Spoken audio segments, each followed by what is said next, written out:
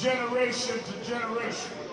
Even when we meet Jesus, we first meet his genealogy, because the struggle continues from generation to generation. And I want to bring on a young man who I've known and have watched grow, who has stood shoulder to shoulder as a young man in the generation behind me. I grew up under Andy Young and Jesse Jackson and others. He's grown up and has come to his own as a powerful preacher and a powerful voice from the empowerment movement. Reverend Jamal. Yes, sir.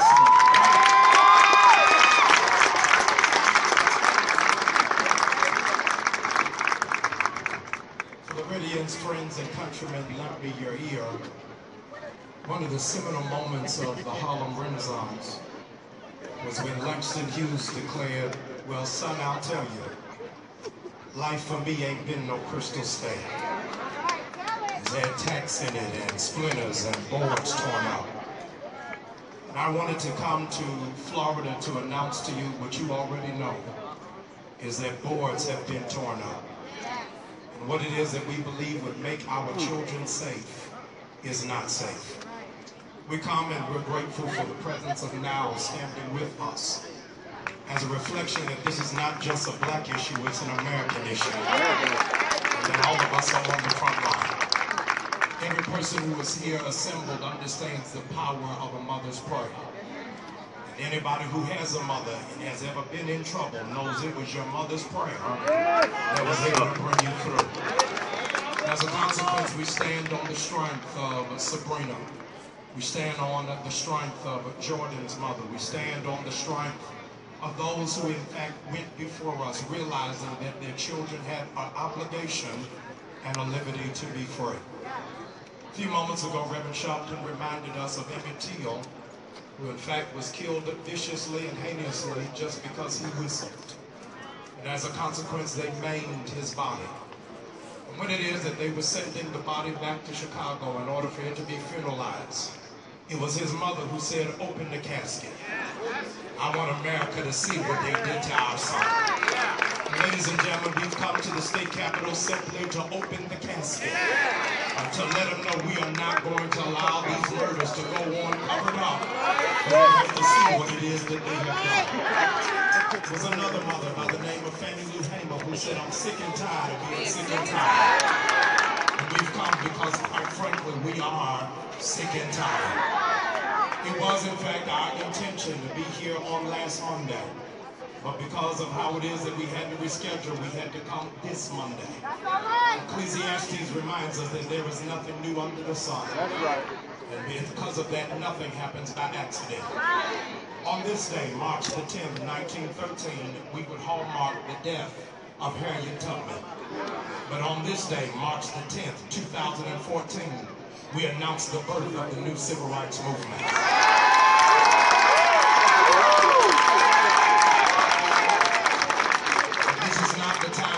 Roll over and play dead. And this is the time for us to stand strong and to stand tall. Yesterday was the anniversary of Bloody Sunday. Today hallmarks for us mourning Monday. But the good news for all of us is we know that weeping only endures for a night. But joy has to come in the morning. Originally it was not Stand Your Ground. Originally it was called the Castle Law. But they had to change the name of it because how could it be a castle law if they don't recognize the king? And the reason why we're here is because we understand he was wounded for our transgressions. He was bruised for our iniquities, and the chastisement of our peace is upon his shoulders, and by his stripes we are healed. We're thankful for the presence of our congresswoman who would in fact know that there is an emergency session that has just been released because they just dispatched CIA and FBI agents to fly halfway around the world to go and investigate Malaysian Airlines because Flight 237 has in fact lost its bearing. They took off, but they don't know where they are. An investigation is afoot. How can 237 people take off and not be found? How 237 people who had a ticket not be able to make it to their destination? An investigation is afoot because they can't find their baggage. They can't find their ID. All they know is that they took off, but they never landed. Another generation has now come, and we want to know what has happened to the civil rights movement. We saw you take off, but there is no landing. Somebody is missing. The question is asked, what happened to the church? The church that used to be on the front line. The church that used to be on the front line. Not talking about fitness and Mercedes and big houses. I'm talking about the advancement of our people. What happened to the church? The question is asked, what happened to our leaders? Our leaders who understood they weren't doing it for popularity or for headlines. And they sang the original gangster music. Before I be a slave, I'll be buried in my grave. I'll go home to my land and be free. What happened to the generation before us that traded in their dashikis for red bottoms and Louis Vuitton? What happened to the generation that went out to urban living? But it was about the advancement of all of our people. Somehow or another, the plane has gone missing. I came to tell Florida, please don't think that we're going to be missing for long. I come not in the spirit of Trayvon, not in the spirit of Jordan. I came in the spirit of Marissa to tell Florida and the governor, this is your warning shot.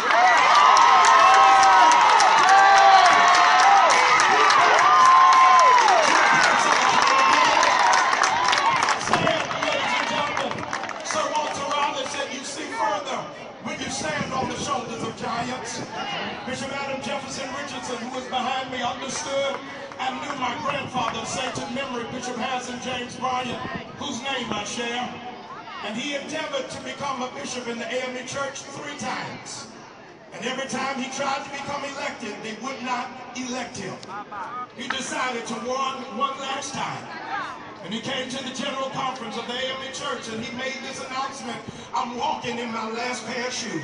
I can't walk after this.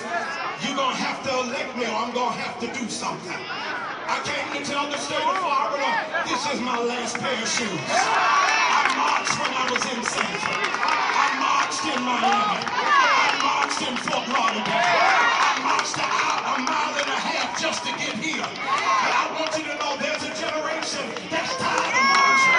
This is our last pair of shoes. And you know, to do something to put the squeeze on. So because this is an American issue, and not just an African-American issue. I'm grateful and I hope our president is having a great vacation in Florida. But please note this may be his last vacation in Florida.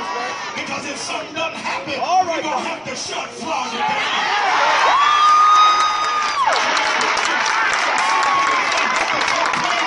Because the squeeze is on. And so I'm thankful for our representatives Williams and Smith, who have in fact offered a piece of legislation so that we can in fact amend and reform the Stand Your Ground law. But I need every person in this room who believes that our children have a right to life. Our children have a right to walk home. Our children have a right to education. Our children have a right to affordable health care. Our children have a right to be in college and not incarcerated. Would you declare out loud, the squeeze is on? Anytime that the book declares in the new Jim Crow that the new plantation, ladies and gentlemen, is now our Department of Corrections. There are, as I speak, 1 million black men behind bars.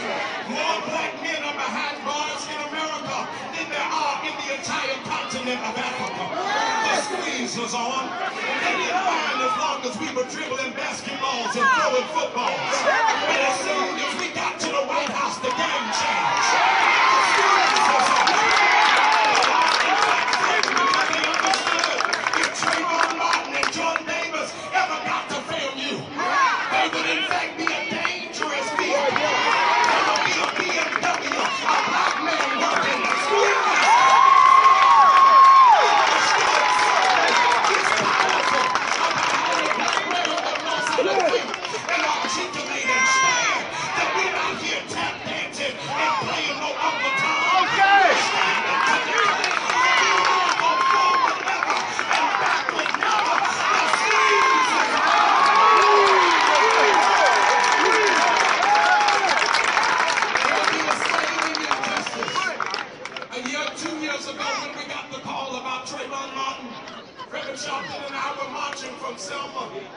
Montgomery.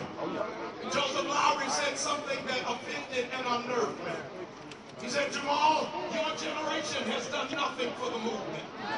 You are, in fact, enjoying the benefits without knowing the sacrifice. You're able to shop where you want.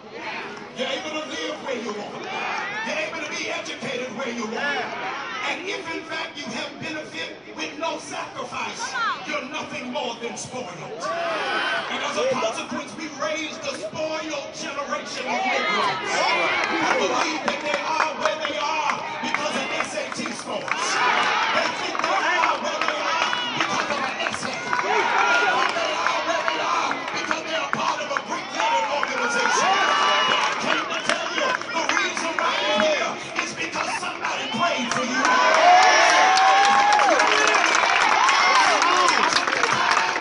And I'm so glad that they prayed. Marching is good. And Reverend Sharpton often reminds me, Jamal, don't tell me you're tired of marching and your generation didn't march. Please don't in fact say y'all got to do something else when it is that marching is what got us to this point. And I believe, yes, we already have the paradigm of what got us here. For those of you who are familiar with Scripture, understand that whenever God blesses, He changes with every generation. The previous generation had to come across the Red Sea, but the next generation had to come across the Jordan. And so I want to thank the previous generation for parting the Red Sea. And I want to thank you for lifting up your staff so that we can walk across. And a new generation is now standing up. A new generation is assuming the baton. A new generation is now standing on the ground. And so we're grateful for NAM being here. We're grateful for the National Bar Association. We're grateful for NOW being here. We're grateful for the pastors who are here. We're grateful for the educators and the parents who are here. But notice there are some people who are not here. And today we issue a warning shot. I issue a warning shot because I've been doing investigation about what's being served on the missing plane. And on the missing plane, ladies and gentlemen, is Tropicana orange juice. And I want to give a warning to Tropicana orange juice even right now, that since Trayvon Martin's verdict came back, you received a profit of $8 billion. Over this last quarter, you have in fact been able to grow into a place of 13% of Pepsi's revenue. You are in fact in every major urban community. Set it up. But you have not given to any civil rights organization or to any foundation. So today is my warning shot. I just want to put the squeeze on. If you have your phone, I want you to pull your phone out now, please. There's got to be something after the march. Because it is, ladies and gentlemen, not just a march, it's a launch. It's not just a march, it's a launch. It's not just a march, it's a launch. It's not just a march, it's a launch. Florida is also known for Cape Canaveral. And something is going to have to take off. I want every person, if you will, I want you to write this number down, please. 1-800-237-7799. 1-800-237-7799. 1-800-237-7799. For the slow class. 1-800-237-7799. Now they messed around, I found out that you are not going to get a computer on that number. That is the customer service number of Tropicana. That is, in fact, headquarters in Bradenton, Florida. Why did you choose them? Because they declare they're 100% Florida. But if you're 100% of Florida, you got to be for Trayvon, you got to be for Jordan, and you got to be for Marissa. This is not a boycott, Reverend Sharpton, I'm calling for. I'm calling for you to call them and ask them to stand with us to call for the repealing and the amendment of Stand Your Ground. Please listen to me. Tropicana is owned by Pepsi. The three highest paid people endorsed by Pepsi are Kanye West, Ludacris, and Beyonce. I'm not asking you to tell your contract. I want you to feed your children. But I do want you, while you get that check to please stand with us to stand our ground. I want you to lock down the phones of Tropicana from here until April the 4th. But that ain't the only call I want you to make. I don't know whether you realize it or not, we're in Florida. And so it is a small world after all. I want you to please call Disney World. I thought y'all came for a real revolution. Please call Disney World. Here is the number where you're going to be able to get the office of the president. 407-824-2222, extension 1. 407-824-2222, extension 1. 407 for the slow class. 824-2222. You are calling Disney World. They claim that they care for children. Right. Do you care for black children? All right. Do you care for inner city children? Do you care for children who can't afford $100 tickets? It is a small world. The revolution will be televised on MSNBC, Fox, and the Tom Joyner Morning Show. I want you to please lock down every phone until we get a stand-up. Now, so that they do not think we're operating out of emotionalism. What it is that I'm calling for today, so that they do not act as if they're caught off guard. I faxed a letter to the president of Tropicana and the chair of the board of Disney at 9 o'clock this morning, giving them a warning shot that this was coming. They have until April the 4th to call us to say that they're willing to meet, to in fact discuss how they can lend assistance so that we can repeal this law. April the 4th, why, Pastor Bryant?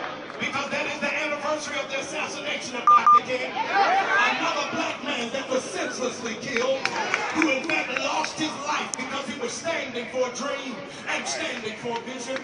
Tropicana and Disney, this is your warning shot. I need to hear from you by April the 4th, or else there won't be no movies this summer. There will not be any endorsements this summer. And the small world is going to start crumbling down. And Tropicana, you're going to feel the squeeze. You got until April the 4th. On April the 7th, we begin economic sanctions. Because Florida is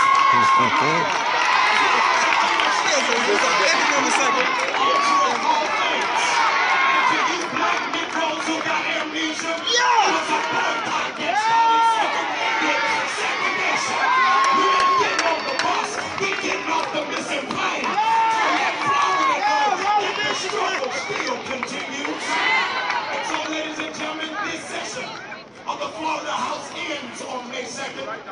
And if in fact we have no resolve, we're going to have to come right back here.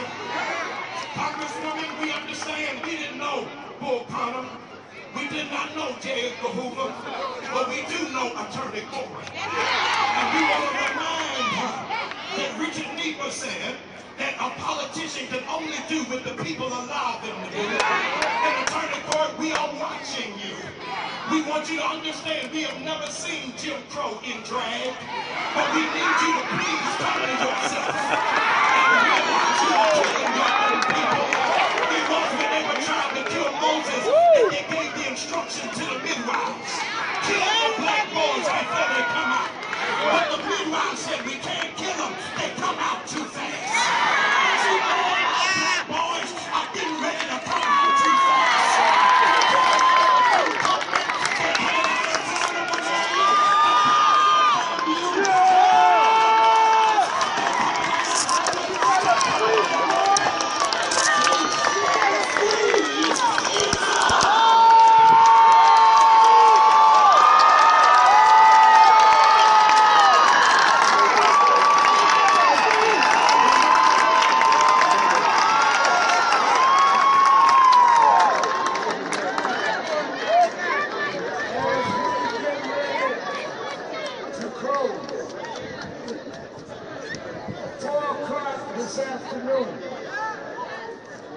We want to be here for the session. We are going to follow this up with statewide organizing. April 9th through the 12th at our national convention. Now, National Action Network will vote on a boycott. And we're going forward from there back to Florida. I want to bring on to give our closing prayer and benediction a member of our national board from Dallas, Texas, the pastor of the Friendship West Baptist Church, one of the premier preachers of our time, the Reverend Frederick D. Hayes.